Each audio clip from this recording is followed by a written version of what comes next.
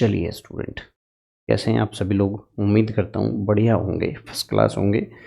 आज हम जो पढ़ने वाले हैं वो उस टॉपिक का नाम है सिस्टम थ्योरी या व्यवस्था उपागम। तो इस टॉपिक का सार्थकता बहुत जगह है, जैसे आपके असिस्टेंट प्रोफेसर में, फर्स्ट ग्रेड में, पीजीटी टीजीटी में, हर जगह आते हैं। चाहे आप मुझे किसी भी स्टेट से देख रहे हैं, लेकिन बहुत इंपॉर्टेंट क्लास होने वाली है। असल में आप सब लोग क्या है कि पॉलिटिकल थियरी जहाँ शब्द आ जाता है तो उस नाम से ही डरने लगते हो।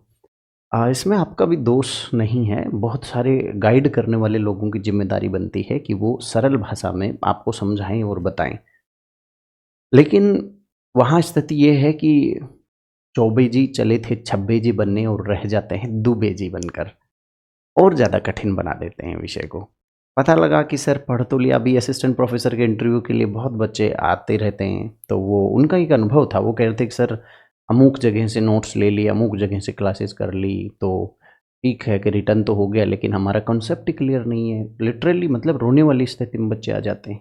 तो किसी भी सिद्धांत के टॉपिक को या थियरी के पार्ट को, जिसे पॉलिटिकल थॉट भी कहते हैं, उसके पार्ट को जब आप पढ़ते हो ना, तो प्रैक्टिकल अप्रोच में पढ़ा करो, तब समझ में आएगा। चलो कोशिश करते हैं आज एक टॉपिक पर डिस्कशन करने की। टॉपिक है व्यवस्था उपागम।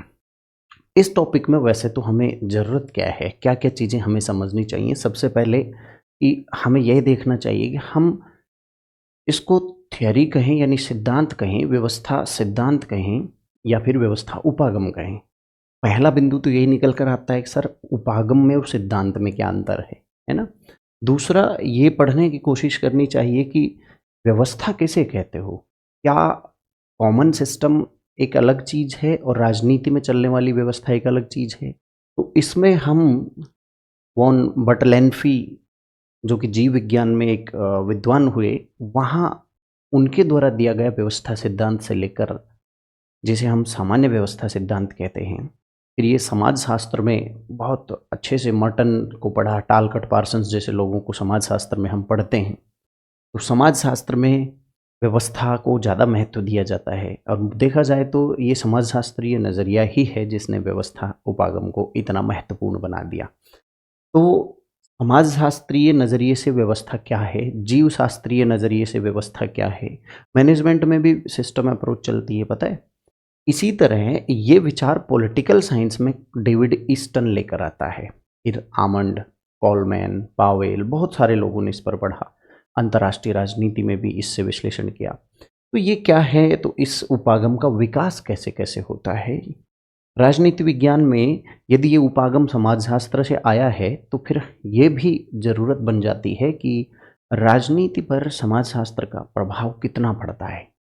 इसको भी हमें समझना चाहिए ताकि आप स्थिरता से सोच सकें। अगला बिंदु कंसर्निंग पॉइंट है आपका कि राज्य विज्ञान में, राजनीति विज्ञान में या उसमें व्यवस्था उपागम क्या होता है, अर्थात राज व्यवस्था उपागम डेविड ईस्टन ने दिया। इस ईस्टन ने खुद पर मर्टन का, एसबी का, पार्सन्स का प्रभाव पड़ा था। तो इस डेविड ईस्टन ने जो व्यवस्था उपागम राजनीति विज्ञान में बताया, उसको इनपुट आउटपुट मॉडल कहते हैं। इनपुट आउटपुट मॉडल, तो उसके ज़रिए इसने ये समझाने की कोशिश की, जो समाजशास्त्र में टालकट पार्सन्स ने समझाने की कोशिश की थी, कि कोई भी व्यवस्था की परसिस्टेंस क्या है, उसकी सततता, नियमितता और स्थायी बने रहने के पीछे क्या-क्या कारक हो सकते हैं, कैसे व्यवस्थाएं असंतुलित होती हैं, कैसे व्यवस्थाओं में जो है लोगों की मांगों को मैनेज किया जाता है, और कैसे वो व्यवस्था सर्वाइव कर जाती हैं, या कुछ इतिहास में आप देखिए, कुछ व्यवस्थाएं धराशायी हो गई, कुछ संस्कृतियां लुट गई, समाजें खत्म हो गई।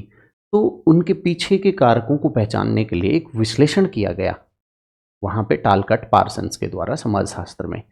बहुत समाजशास्त्र में, राजनीति विज्ञान में एक थोड़ा-सा अंतर ये है कि समाजशास्त्र के जो विवेचन करने का तरीका है ना, उसमें साइंटिफिक जो अप्रोच है वो ज़्यादा होती है। उसमें पद्धति के प्रति विशेष पूर्वाग्रह देखा जाता है। अर्थात सोशियोलॉजी जब पढ़ते हैं ना, तो उसमें इधर साइंटिफिक मेथड्स ज़्यादा हैं, तो समाजशास्त्र के सिद्धांत ज़्यादा सिद्धांत हैं। कारण है इसका राजनीति विज्ञान में एक व्यवस्था कैसी है का विश्लेषण तो किया जाता है समाजशास्त्री नजरिए से, लेकिन एक व्यवस्था कैसी होनी चाहिए, अब जब चाहिए की बात आ जाती है तो मूल्यात्मक उठ आ जाता है उसमें, थोड़ा नैतिक। तो यहाँ पे थोड़ा सा क्या है कि इसमें मूल्यों का महत्व ज़्यादा है राजनीति विज्ञान में। इस वजह से राजनीति विज्ञान में इस्तेमाल किया, राजनीति विज्ञान के विश्लेषण में इस्तेमाल किए जाने वाले जितने भी सिद्धांत हैं ना, उनमें इतनी प्योर साइंटिफिक पद्धति नहीं मिलती जितनी सोशियोलॉजी में मिलती है। खैर चलिए, डेविड स्टथ की व्यवस्था उपागम अपना टॉपिक ही ये है, सही पूछो, इसी टॉपिक को हमें पढ़ना है।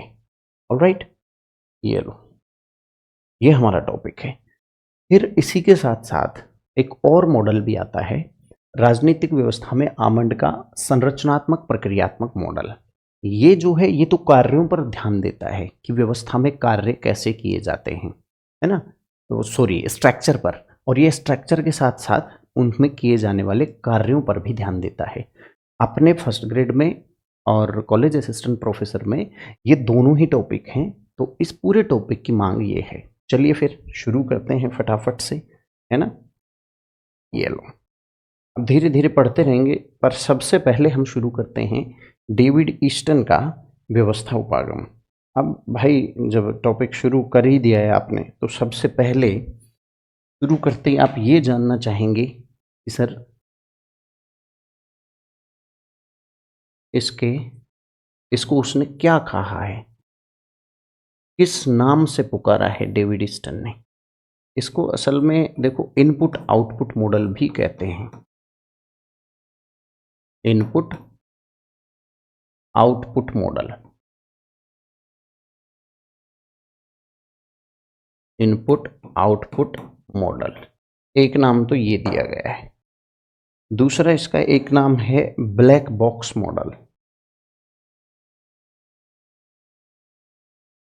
Black box model. अब ब्लैक बॉक्स मॉडल क्यों कहा जाता है? ब्लैक बॉक्स जैसे हवाई जहाज में एक उपकरण होता है जिससे ये पता लगता है कि भाई पूरी हवाई जहाज का सिस्टम ने कैसे काम किया कैसे नहीं। आपने सुना होगा ना कि एक्सीडेंट हो गया या क्रैश हो गया तो उसमें उसको ढूंढते हैं और पता लगाते हैं क्रैश होने से पहले क्या परिस्थितियां थी। तो पूरी व्यवस्था को यदि डिकोड करना है, समझना है, उसकी परसिस्टेंसी को समझना है, उसके अन्य चीज़ों को समझना है, तो इस मॉडल से हम व्याख्यायित कर सकते हैं, इसलिए उसने इसको ब्लैक बॉक्स मॉडल नाम दिया। इसमें वो व्यवस्था के निरंतर बने रहने की भी जांच करता है, इसीलिए इसको flow model, flow flow model नाम भी दिया है। अब यहाँ पे 3 नाम इसके मिलते हैं, ठीक है, डेविड ईस्टन के 3 नाम। अब इम्पोर्टेंट ये है, एक और चीज़ है कि अपने इस मॉडल को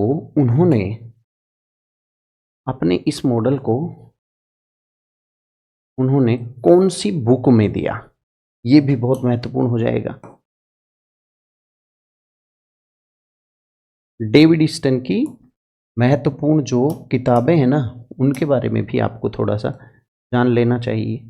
देखो वैसे तो डेविड ईस्टन की कई सारी किताबें हैं, लेकिन इस मॉडल से संबंधित जो किताबें हैं ना, सबसे पहले उनकी 1953 में एक किताब आई थी the political system,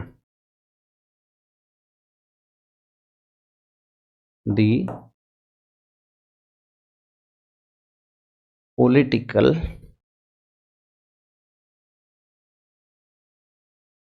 political system. इसका पूरा नाम जो था ना, inquiry into the state of political science, an inquiry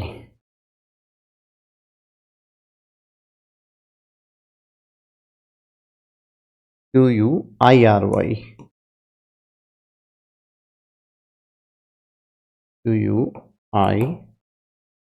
an inquiry into the state of political science, state of political science। आप पूछेंगे सर ये कब लिखी गई, तो ये लिखी गई थी 53 में लिखी गई थी, बहुत महत्वपूर्ण है। इसमें उसने विभिन्न व्यवस्थाओं का एक उदाहरण दिया और उस हमें समझाने की कोशिश की थी। ठीक है, आप कह सकते हो व्यवस्था की एक शोध प्रणाली इन्होंने इसमें समझाया कि जो राज्य होते हैं या व्यवस्थाएं होती हैं, असल में उनका हम एक क्रिएटिव स्टडी कर सकते हैं, एक सृजनात्मक अवधारणा से उनका अध्ययन कर सकते हैं। इसलिए इस अवधारणा को प्रस्तुत किया था इसमें।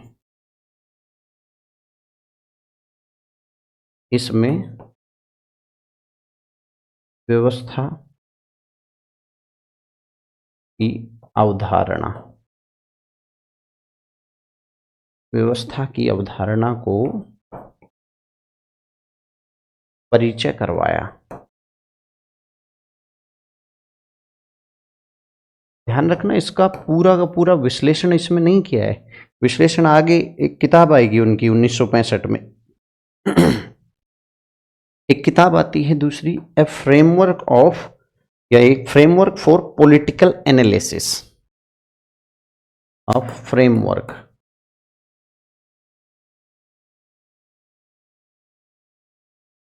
एक फ्रेमवर्क प्रस्तुत की उन्होंने, किसके लिए? पॉलिटिकल एनालिसिस के लिए, और पॉलिटिकल एनालिसिस। हाँ, ये आई थी उनकी 1965 में। और इसमें उन्होंने क्या किया था? इसमें उन्होंने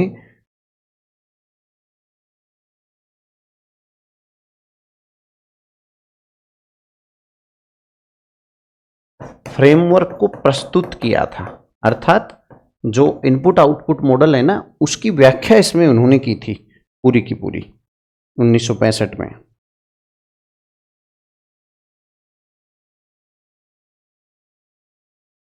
1965 में उनकी एक और किताब आती है। 1965 में एक किताब आती है, a system analysis of political life.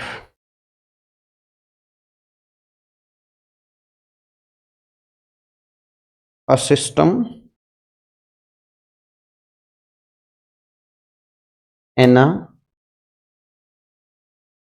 Analysis of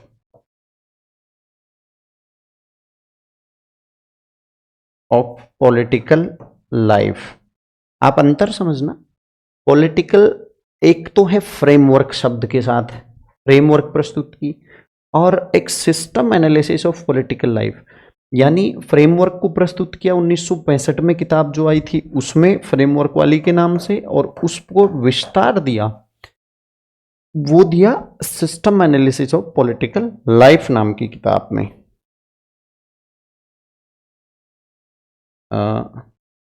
इसमें उन्होंने किया संकल्पना का स्पष्टीकरण कि भाई ये कैसे काम करता है। इस तरह से उन्होंने ये किताब लिखी। एक और किताब उन्होंने लिखी थी, एनालिसिस ऑफ पॉलिटिकल स्ट्रक्चर। एक में फ्रेमवर्क है, एक में लाइफ है, एक है स्ट्रक्चर। ये 1990 में आई थी, ये भी व्यवस्था सिद्धांत पर ही है। The analysis of the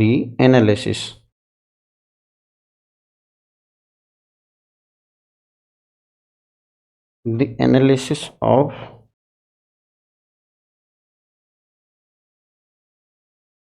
political structure.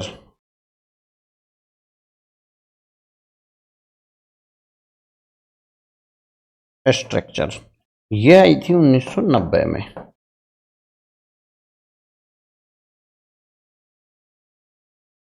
इसमें क्या किया उसने?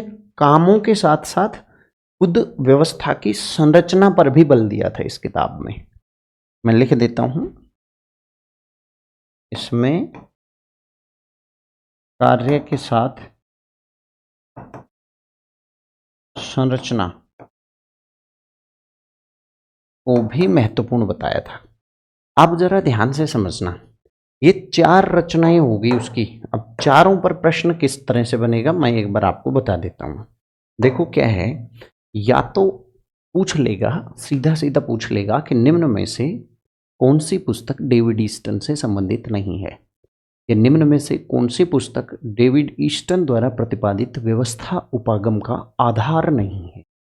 ठीक है, या फिर इनके प्रकाशन की डेट पूछ लेगा। 3 डेट हैं। 1953 में एक आई थी शुरुआत में, उसका नाम था the political system an inquiry. अब आपको समझ याद कैसे करेंगे जरा इसको समझ लें।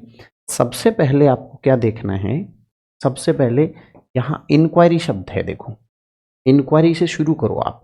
ठीक है, फिर उस इंक्वायरी के आप क्या कर रहे हैं, फ्रेमवर्क प्रस्तुत कर रहे हैं। उस फ्रेमवर्क के बाद आप अपनी राजनीतिक लाइफ को पहचानो, उस लाइफ का विश्लेषण करने चले हैं, और अंत में आप पूरे स्ट्रक्चर का कर रहे हैं स्ट्रक्चर। इस तरह ये 4 किताबें आपको याद हो जाएंगी। याद करने के लिहाज से चारों को ध्यान दें। सबसे पहले क्या आई, द पॉलिटिकल सिस्टम, इसका नाम था द पॉलिटिकल सिस्टम। इसमें उसने इंक्वायरी की थी केवल। ठीक है, ये लो। दूसरी क्या आई, दूसरी आई थी एक फ्रेमवर्क, इस राजनीतिक विश्लेषण के लिए एक फ्रेमवर्क प्रस्तुत किया, ये 65 में आता है। तीसरा जो था, उन्होंने सिस्टम एनालिसिस किया, उस फ्रेमवर्क की मदद से पॉलिटिकल लाइफ का उसने एनालिसिस करने की कोशिश की, और लास्ट में उसने पूरी स्ट्रक्चर बताई, पूरी स्ट्रक्चर का इसमें क्या महत्व है। 4 किताबें डेविड ईस्टन। डेविड ईस्टन को याद रखना, डेविड ईस्टन को राजनीति विज्ञान का टालकट पार्सन्स भी कहा जाता है। क्यों कहा जाता है, क्योंकि दोनों ने व्यवस्थाओं की सततता, निरंतरता, स्थायित्व को बनाए रखने की कोशिश की, और उन कारकों को खोजने की कोशिश की जिनसे कोई भी व्यवस्था बनती है। Is it clear?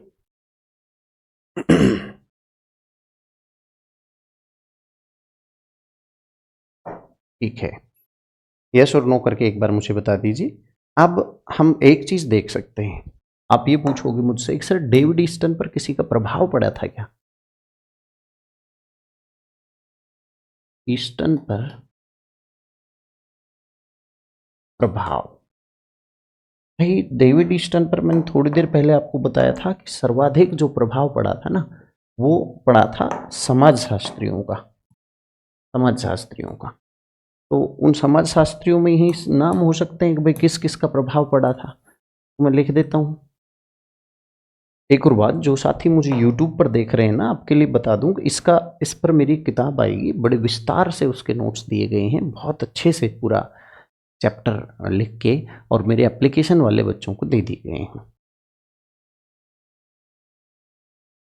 ईस्टर्न पर प्रभाव किसका पड़ा, देखो सबसे पहली बात तो ये है कि मैंने पहले भी आपको बताया था कि ये जो है, ये सिद्धांत जीव शास्त्र से आया है।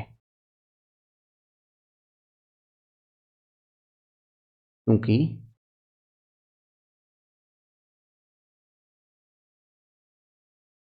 क्योंकि यह उपागम, मैं गलती नहीं करूंगा, सिद्धांत नहीं लिखूंगा इसको, मैं उपागम लिखता हूं। क्योंकि यह उपागम जीव शास्त्र, अब जीव शास्त्र में बर्टलेन्फी का नाम आपको पता ही है, बर्टलेन्फी से आया है।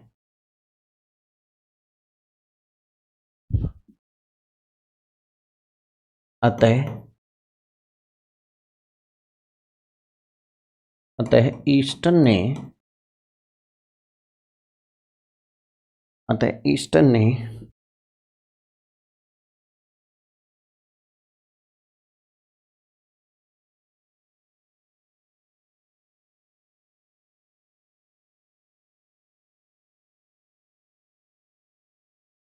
मूल प्रेरणा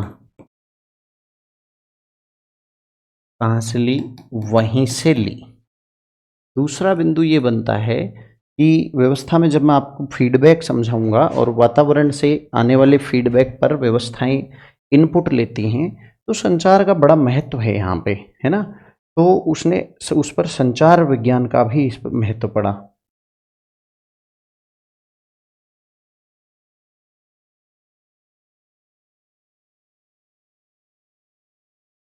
संचार विज्ञान से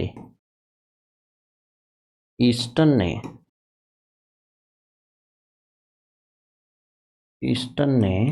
क्या लिया? कुछ शब्दावली ली। कौन कौन सी? इनपुट आउटपुट,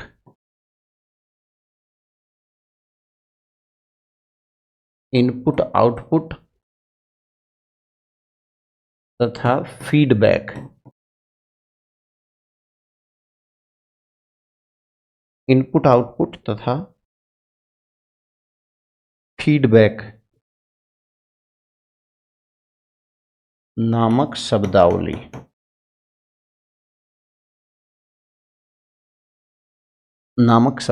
ली।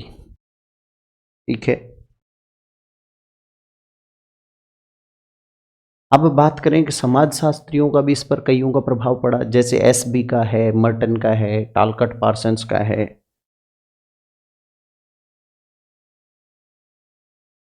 हाँ, आर के मर्टन,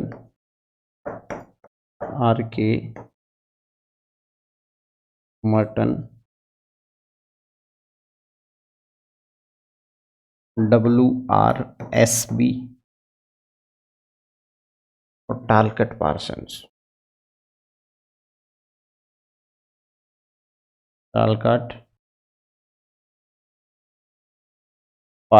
इसका सबसे ज्यादा पड़ा। टालकट पार्सन्स जैसे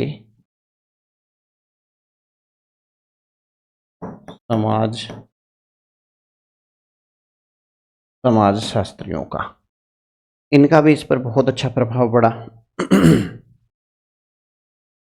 इसीलिए ईस्टन, ध्यान दें, ईस्टन द्वारा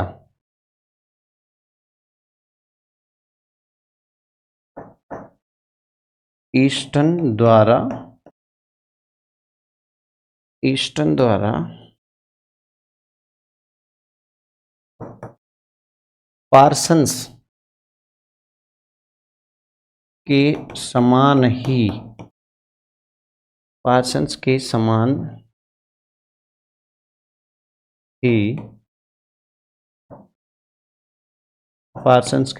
ही व्यवस्थाओं के स्थायित्व,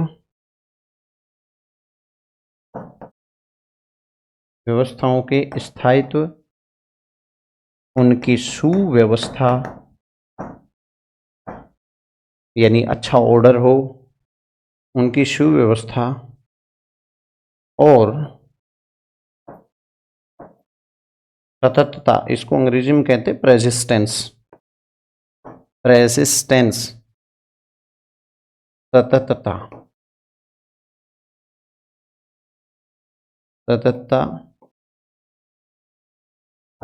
पर अधिक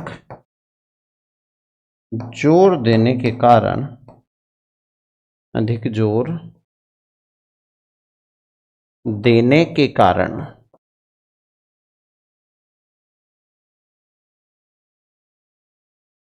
ईस्टन को राजनीति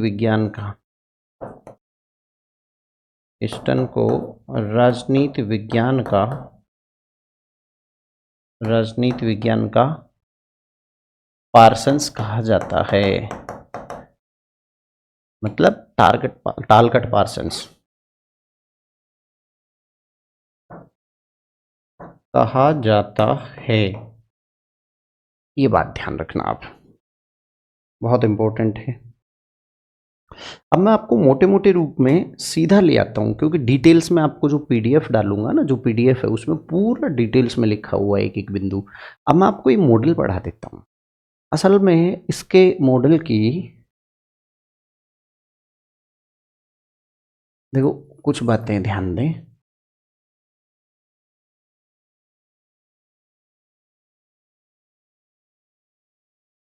ईस्टन के मॉडल में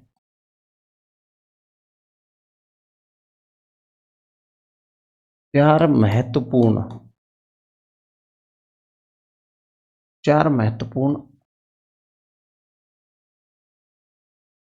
अवधारणाओं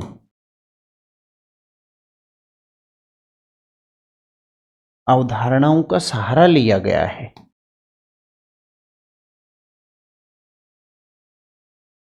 अब ये 4 महत्वपूर्ण अवधारणाएँ कौन-कौन सी हैं?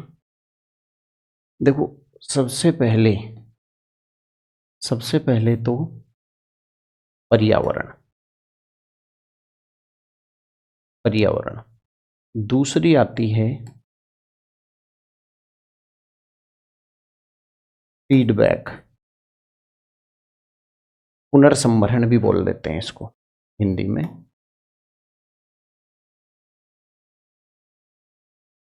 पुनर्संभरण। इसके आधार पर फिर क्या होता है, मांगे होती हैं और उन पर क्या है, अनुक्रिया होती है।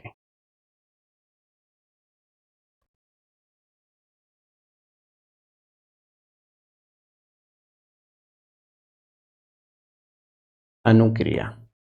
और ये सारी की सारी किसमें होती हैं, व्यवस्था में होती हैं। तो सीधे शब्दों में इन 4 अवधारणाओं की मदद से उसने इनपुट आउटपुट मॉडल को समझाया। तो इन चारों पर प्रश्न बन सकता है, इसको समझना बहुत जरूरी है। ठीक है, जैसे अब मैं आपको बताता चलूं।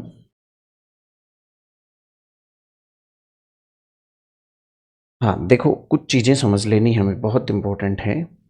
इन चारों का तो मैं नाम लिखूंगा, लेकिन सबसे पहले तो आप ये समझ लो कि इस पूरे मॉडल को क्या नाम दिया गया है, व्यवस्था।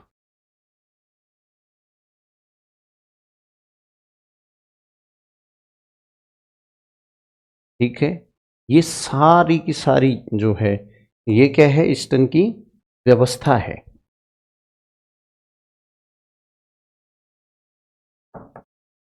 कोई आपसे पूछे व्यवस्था क्या होती है, तो पूछना डेविड ईस्टन ये कहता है कि व्यवस्था, नोट्स में साफ लिखा है, ये व्यवस्था मूर्त, अमूर्त, संगठन, विचार, विचारधाराएं, जाति, धर्म आदि सभी कुछ व्यवस्था है, जो पूरा एक सिस्टम होता है, जो कि वास्तव में वहाँ मौजूदा व्यवस्था पर अपना प्रभाव डालता है।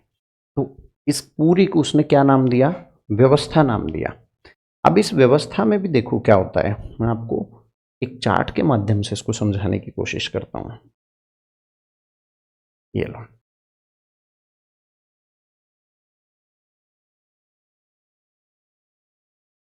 देखो असल में हम्म, ये हो जाएगा इधर से। All right.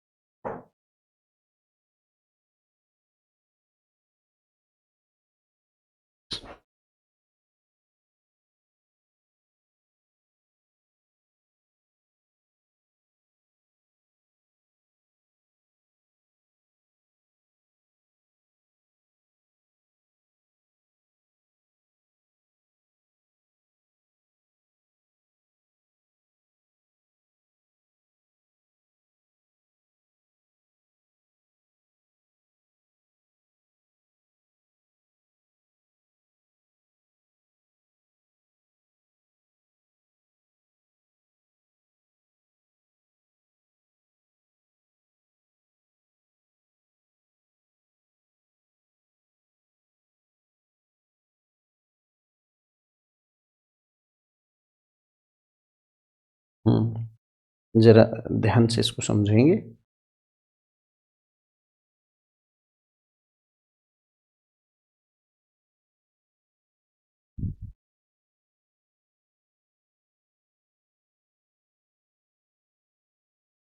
मैं थोड़ा डायग्राम को सेट करने के लिहाज से यहाँ कर रहा हूँ। ओ, ओके।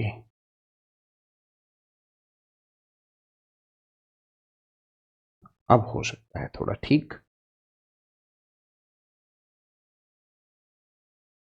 All right.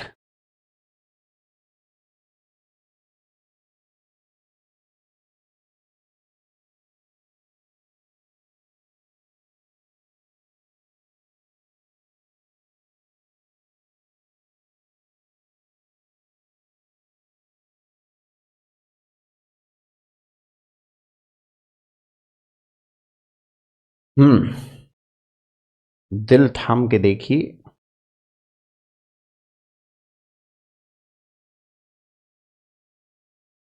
ये हो गया इनपुट।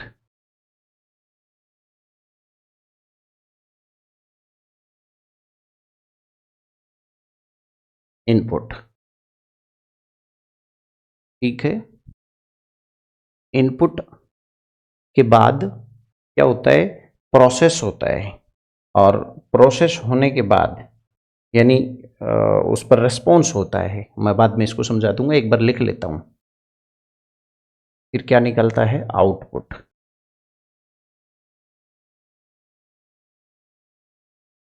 आउटपुट। All right. अब मुझे महत्वपूर्ण शब्दावली को जो है ना रेड में लिख लेने दो, ये सही रहेगा।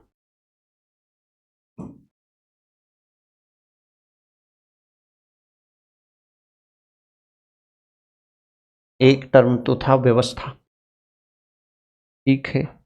दूसरा टर्म था उसका वातावरण।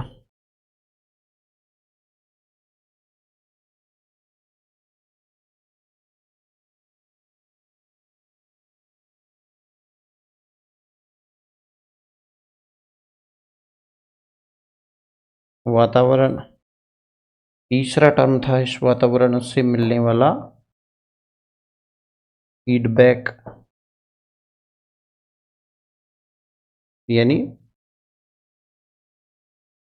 पुनर्संभरण या पुनर्निवेशन भी कह सकते हैं इसको, पुनर्निवेशन। और एक है रिस्पॉन्स या अनुक्रिया।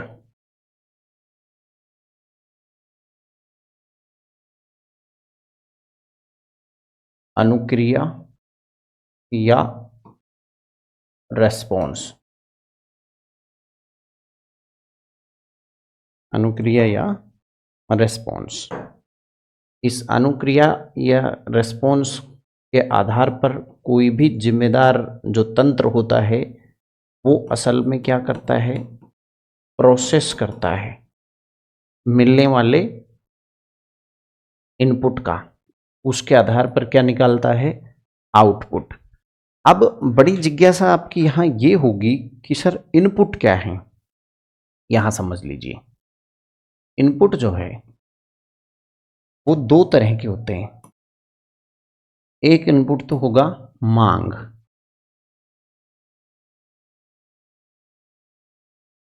मांग। और दूसरा है अनुसमर्थन या समर्थन। उतार लें इसको, बहुत अच्छे से समझा देंगे इसको, टेंशन नहीं लेने का बिल्कुल भी। और इसके आधार पर आउटपुट जो होते हैं वो निर्णय होते हैं। निर्णय आउटपुट के रूप में क्या निकलते हैं, निर्णय या तो निर्णय और योजनाएं बनती हैं, नीतियां बनती हैं।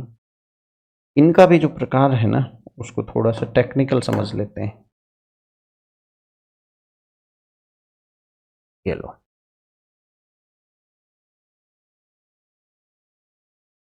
ये भी दो प्रकार के होते हैं।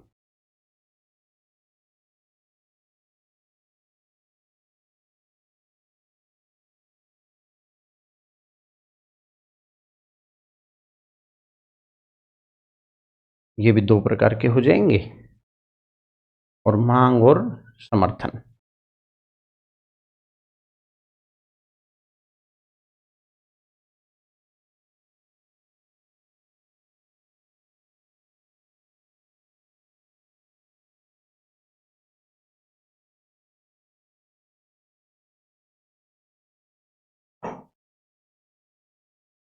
हाँ,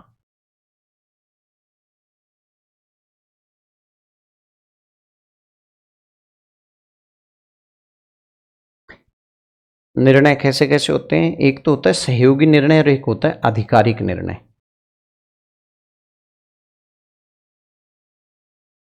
आधिकारिक, दूसरा होता है सहयोगी। मैं सारे के सारा आपको इसी एक ही चार्ट पे समझा दूंगा, चिंता नहीं करें।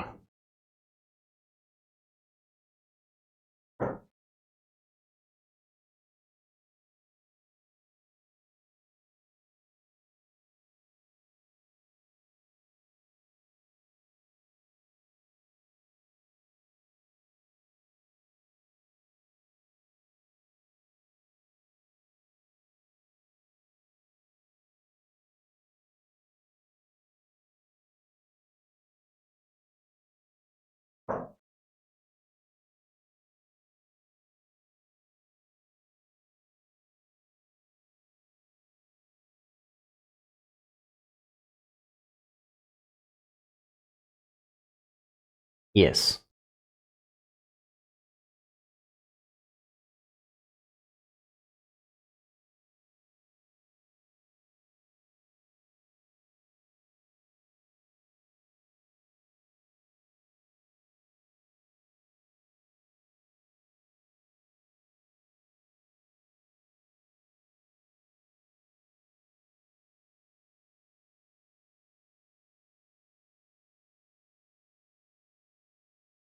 ये सारी कहाँ से आती हैं? ये सब आती है वातावरण से। ये कहाँ से आ रही है? वातावरण से। ठीक है।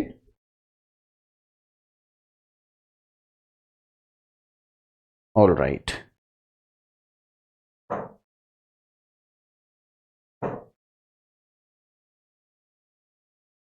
फीडबैक,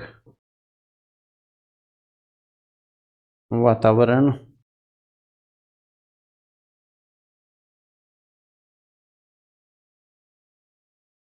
व्यवस्था और रेस्पॉन्स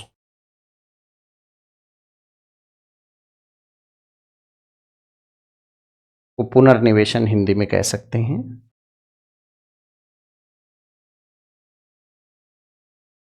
पुनर्निवेशन।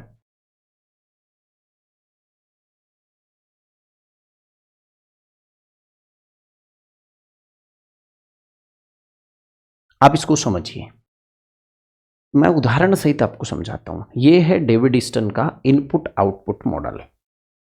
देखो, वो ये कहता है कि जिम्मेदार जो व्यवस्था होती है ना, उसको वातावरण से कुछ इनपुट मिलते हैं। वातावरण मतलब उसकी जनता जहां रहती है वहां से कुछ इनपुट मिलते हैं। वो इनपुट मांग और समर्थन के रूप में हो सकते हैं। उसने मांगों के भी प्रकार बताए हैं 3 और 3 प्रकार के समर्थन, फिर उनको कैटेगराइज करके 4 प्रकार की मांगे, 4 प्रकार का समर्थन उन्होंने बताया है। तो ये मांगे क्या होती हैं? भाई, किसान लोग मांग करते हैं। किसान लोग मांग करते हैं कि हमारे लिए किसान बिल ना लाया जाए या वापस किया जाए। एक बड़ी जनता मांग कर रही है कि वक्फ को नियंत्रित करने के वक्फ बिल लाया जाए, सुधार या संशोधन बिल लाया जाए। एक जनसंख्या कह रही है कि नहीं लाया जाए। विद्यार्थी लोग कह रहे हैं कि शिक्षा नीति लाई जाए, बनाई जाए। तो ये जनता की मांग, सामाजिक, आर्थिक, राजनीतिक, बहुत सारे प्रकार की मांगे हो सकती हैं। ऐसा ही इनपुट, अगर सरकार को किसी बात पर समर्थन मिल रहा है तो वो भी उसके द्वारा किए जाने वाले कामों के लिए एक रॉ मटेरियल या इनपुट का काम करता है कि उसके प्राधिकारियों को मानते हैं कि नहीं, उसके कानूनों के प्रति आस्था है कि नहीं, प्रतीकों के प्रति आस्था है कि नहीं। तो उसमें जो सत्ता है वर्तमान में, जैसे मोदी सरकार, तो उसको लोगों का समर्थन है कि नहीं। अगर समर्थन है तो उस आधार पर वो सत्ता आगे अपने निर्णय करती है, और उसे लग जाए कि समर्थन ही नहीं है तो ये एक तरह से कच्चा माल मिल गया उस मशीन को। उसको पता हो गया कि समर्थन नहीं है, भाई साहब कुछ सुधार करो। तो समर्थन और मांग दोनों ही इनपुट होते हैं किसी भी व्यवस्था की, असल में किसी भी व्यवस्था के स्थायित्व के लिए, उसकी निरंतरता के लिए और उसके एग्जिस्टेंस के लिए, कि वो बनी रहे कि नहीं बनी रहे। जो उसे इनपुट मिलता है ना, ये इनपुट एक तरह से कच्चा माल है, उस पर वो रेस्पॉन्स देता है, अनुक्रिया करता है। अब इस अनुक्रिया की जो शब्द है, ईस्टन कहता है कि अनुक्रिया में वो इनपुट और आउटपुट दोनों को शामिल करता है। अनुक्रिया में इनपुट और आउटपुट, तो जो इनपुट मिला है उसी हिसाब से वो नीतियां बना कर देगा, नीतियां बना देता है। अब जनता के प्रदर्शनों से, धरनों से एक इनपुट मिला कि जनता राष्ट्रवाद की तरह एक एक अलग टाइप का राष्ट्रवाद चल रहा है। ये मान लो ना, जनता धार्मिक चीजों पर बहुत ज्यादा ध्यान दे रही है। इनपुट मिला तो उस इनपुट पर प्रोसेस करके राम मंदिर बना दिया। आउटपुट समझो उदाहरण सहित। तो आउटपुट के रूप में वो क्या करता है? आउटपुट के रूप में निर्णय या नीतियां बनाती है जिम्मेदार व्यवस्था। तो वो निर्णय 2 प्रकार के हो सकते हैं। एक तो आधिकारिक निर्णय, अथॉरिटी टाइप के निर्णय। ये कैसे? ये 3 प्रकार के होते हैं। इतने 3 प्रकार के, इनको आगे डिटेल्स में बताऊंगा। जैसे व्यवस्थापन संबंधी, व्यवस्थापन यानी इसे कहते हैं हम रेगुलेटरी निर्णय, रेगुलेशंस बनाना, कानून बनाना इत्यादि। क्रियान्वयन की यानी कार्यपालिका द्वारा किए जाने वाले, और न्यायिक न्यायपालिका के द्वारा किए जाने वाले। व्यवस्थापिका, कार्यपालिका और न्यायपालिका के द्वारा किए जाने वाले जो निर्णय होते हैं या काम होते हैं, वो एक तरह उस सिस्टम का आउटपुट होता है। इन्होंने क्या किया? संसद ने कैसा कानून बनाया? वातावरण में चला गया। उसके क्या प्रभाव हुए? वातावरण में चले गए। कार्यपालिका या सरकार जो कर रही है, वातावरण में चला गया। न्यायपालिका के निर्णय इत्यादि का प्रभाव जांचने के लिए कहाँ चला गया? वातावरण में चला गया। ऐसे ही कुछ सहयोगी निर्णय भी होते हैं। सहयोगी निर्णय क्या होते हैं? जैसे कुछ वादा कर दे सरकार, कानून ना बना के आश्वासन दे दे, है ना, आश्वासन। इसी तरह कुछ उम्मीद जगा दे। ऐसे जो निर्णय होते हैं ये सहयोगी निर्णय की तरह निर्मित किए जाते हैं सिस्टम के द्वारा। तो ये आ जाते हैं वातावरण में। अब वातावरण क्या है? वातावरण उस पूरे परिवेश को कहते हैं जिसमें कोई भी व्यवस्था काम करती है। वातावरण दो प्रकार का हो सकता है। कितने प्रकार का? दो। मैं इसको ज़्यादा भारी नहीं करूँगा। वातावरण दो प्रकार का हो सकता है। एक तो जिस समाज में वो व्यवस्था है उसका समाज का आंतरिक वातावरण। एक होता है समाज बाह्य वातावरण, अर्थात अंतर्राष्ट्रीय परिदृश्य में। वातावरण में हम तो भाई वातावरण में है ना, बिना वातावरण तो हम हो ही नहीं सकते। अर्थात हमने, हमारी व्यवस्था ने जो कुछ भी किया वो वातावरण में कहाँ गई? दो जगह गई। जैसे हमारी व्यवस्था ने कानून बनाया प्रदूषण को नियंत्रित करने का, तो ये अंतर्राष्ट्रीय वातावरण में भी तो गई। अन्य लोग, यूएनओ, डब्ल्यूटीओ, वो भी तो प्रभावित हुए कि भाई भारत देखो जो है, भारत के जो गोल हैं वो 2020 तक थे, अब 32 तक ऐसे हो गए, पर्यावरण का प्रदूषण को एक निम्न स्तर पर लाने की घोषणा कर रहा है। तो कुल मिला के वातावरण कितना? दो प्रकार का। अंतर्राष्ट्रीय वातावरण, इसको समाज बाह्य बोलते हैं, और समाज का आंतरिक का मतलब अपना देशज। दोनों ही तरह के वातावरण में जब वो गए निर्णय, तो उनके आधार पर हमें क्या मिलता है? उनके आधार पर लोग प्रतिक्रिया करते हैं। लोग प्रतिक्रिया करते हैं, तो यही प्रतिक्रिया असल में फीडबैक कहलाता है। इसके लिए इस फीडबैक के आधार पर ही उस वातावरण से फिर नई मांगें कि लोग उससे कितने संतुष्ट हुए थे कि नहीं, क्या वो सही थी या उसको बदल दें, क्या कुछ और की मांग कर रहे हैं। तो ये फीडबैक ही नई मांग बनकर इनपुट के रूप में फिर से कहाँ प्रोसेस होने के लिए चले जाते हैं।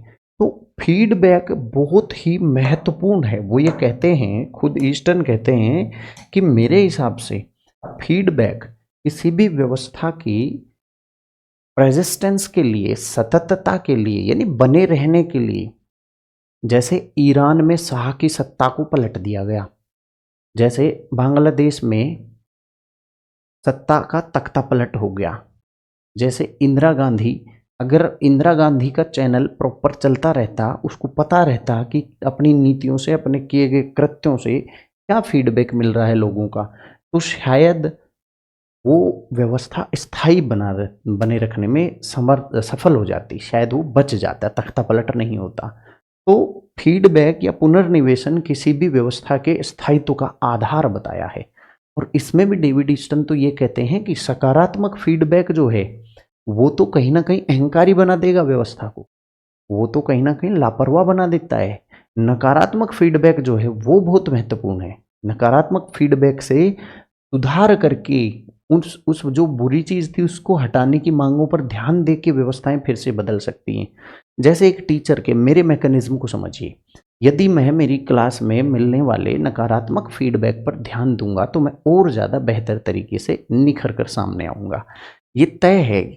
हमारे जीवन में यदि प्रत्येक समझदार व्यक्ति ये ध्यान दे ले, हम लोग क्या है कि थोड़ा सा ईगोइस्ट हो जाते हैं, ये बहुत गलत बात है। एक अच्छी, हाँ, डेविड ईस्टन का व्यवस्था सिद्धांत हमें ये भी समझाता है कि हमारे कर्मों से, हमारे कर्मों के आधार पर लोग, यानी मेरे स्टूडेंट या कोई भी लोग जो प्रतिक्रिया देते हैं, जो फीडबैक देते हैं, उस फीडबैक के आधार पर यदि हम बदलाव करके फिर से काम करने लगें तो हम छा जाएंगे।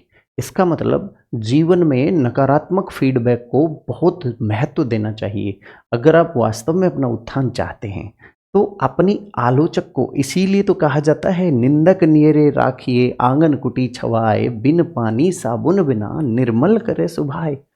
अरे स्टन चाचा, आपसे पहले, बहुत पहले हमारे कवि महोदय कह गए, भारतीय व्यवस्था में तो बहुत पहले से हमें इनपुट आउटपुट मॉडल समझा दिया गया था। समझ में आया उनका इनपुट आउटपुट मॉडल? यदि समझ में आया और मजे आए हैं तो आप अपना फीडबैक मुझे दे सकते हो, है ना। चलो फिर आगे समझ। इस पे अब देखो सवाल कहाँ कहाँ से। मांगे कितने प्रकार की? 4 प्रकार की। समर्थन कितने प्रकार का? समर्थन भी 3 मोटे रूप से, विस्तार से 4 प्रकार का। इनपुट में क्या क्या शामिल है, आउटपुट में क्या क्या शामिल है, नीतियां कैसे बनती हैं, निर्णय कितने प्रकार के, आधिकारिक निर्णय क्या होते हैं, सहयोगी क्या होते हैं, वातावरण आंतरिक और बाह्य, पुनर्निवेशन में एक लूप और शब्द टर्मोलॉजी यहाँ पे इस्तेमाल की गई है। तो प्रत्येक टर्मोलॉजी से अब बोर्ड पर आपको 2-3 चीजें दिख रही हैं। रेड कलर में जो है ये है उसकी, डेविड ईस्टन की मूल अवधारणाएं इस मॉडल की, पर्यावरण, फीडबैक, अनुक्रिया और व्यवस्था। ठीक है। इसके अलावा मांग कितने प्रकार की बताई है, क्या है। अब इसमें यहाँ पे एक बात ध्यान रखना, आप एक तर्क दे सकते हो, रटना मत। आप एक तर्क लाओ, तर्क लाओगे, गुरुजी फीडबैक मिलता है, उस फीडबैक के आधार पर वातावरण से मांगे तो बहुत ज्यादा आ गई तो क्या होगा।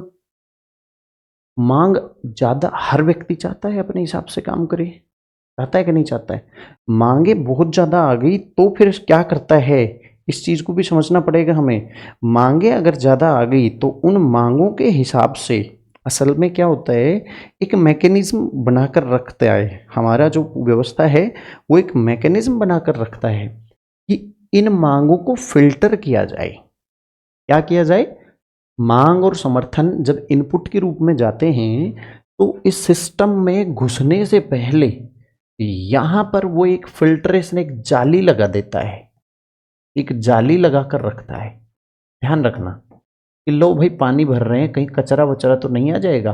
तो अति वर्कलोड जो है लोड बढ़ा देगा, ओवरबर्डन में ला देगा सिस्टम, तो सिस्टम कोलैप्स कर सकता है। इसलिए वो एक गेट कीपिंग व्यवस्था रखता है। अब गेट कीपिंग व्यवस्था मतलब जो उचित और अनुचित को छांट सके, जो गंदगी को या ओवरलोड देने वाली चीजों को बाहर कर सके।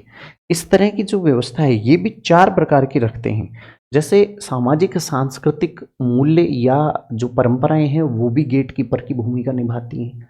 ऐसी अनहोनी या अनुचित मांग जो समाज उचित ही नहीं मानता हो वो सिस्टम में जाएगी नहीं, खुद से खारिज हो जाएगी, है ना। इस तरह की चीजें जैसे रीति रिवाज, मान्यताएं, सामाजिक सांस्कृतिक संस्थाएं हैं, वो गेट कीपर का कार्य करती हैं। ऐसे ही है स्ट्रक्चरल कुछ हम तंत्र बना लेते हैं। जैसे जैसे हर व्यवस्था अब राजनीतिक दल और दबाव समूह से बनती है।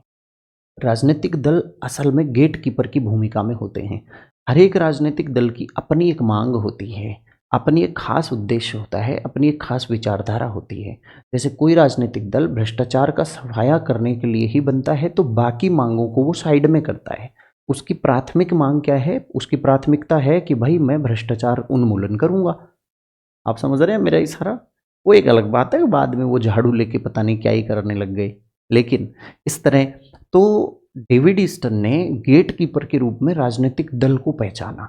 वो कहता है कि एक राजनीतिक दल घोषित कर देता है कि मेरी ये प्राथमिकताएं हैं, तो बाकी जो सिस्टम से, जो एनवायरनमेंट से आने वाली बाकी मांगे हैं ना, उनको फिल्टर करके वो पीछे कर देता है।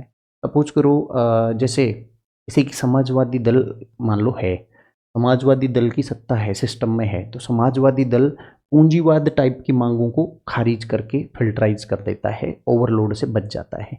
ऐसी कैपिटलिस्टिक मान लो सिस्टम है आपका, तो कैपिटलिस्टिक इस तरह की जो ओवर जो चीज़ें हैं, साम्यवाद या समाजवाद टाइप की बातें की, उनकी मांग उनको फिल्टराइज कर देता है। तो राजनीतिक दल और दबाव समूह यहाँ पे वॉचमैन का या गेट कीपर का कार्य करते हैं। ठीक है। इसी तरह संचार तंत्र भी होता है, मीडिया है आदि भी फिल्टर करने का काम करती हैं, मांगों को फिल्टर करके सिस्टम तक पहुंचाती हैं। कार्यपालिका और व्यवस्थापिका ये खुद इसको फिल्टर करती हैं सिस्टम का, कि कौन सी चीज़ हमें करने की है और कौन सी नहीं है। मांग तो जाने क्या क्या कर लेंगे लोग, जरूरी है उन्हीं पर तो कानून बनाएंगे ना। तो कार्यपालिका और व्यवस्थापिका इसको न्यूनीकरण करने का काम करती हैं, मिनिमाइज करती हैं डिमांडों को। वो नेसेसरी डिमांड को ही प्रोसेस में डालती हैं और उस पर ही आउटपुट निकालती, अननेसेसरी को नहीं। तो 4 प्रकार का गेट कीपिंग सिस्टम भी डेविड ईस्टन ने यहाँ पे बताया है। इस तरह से जो है ये था डेविड ईस्टन का संरचनात्मक प्रक्रियात्मक का मॉडल, जिस पर आप लोग यूट्यूब पर तो इतना ही ठीक है आपके लिए, बहुत ही बेहतरीन चीज़ है। ज़िंदगी को, अपने आसपास घटने वाले या राज्य की सततता, निरंतरता और स्थायित्व को समझने में बड़ी मदद करता है। अब मेरे एप्लीकेशन वाले बच्चों को ये सारी चीज़ मैंने डिटेल्स में समझा दी हैं।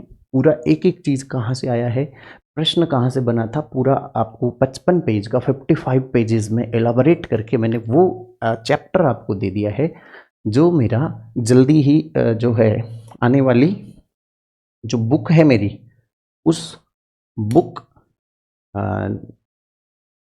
हाँ, जो मेरी किताब आने वाली है थ्योरी पर, उस थ्योरी में जो एक चैप्टर है सिस्टम अप्रोच, तो वो सिस्टम अप्रोच का मैंने आपको एज इट इज़ उसमें डाल दिया है।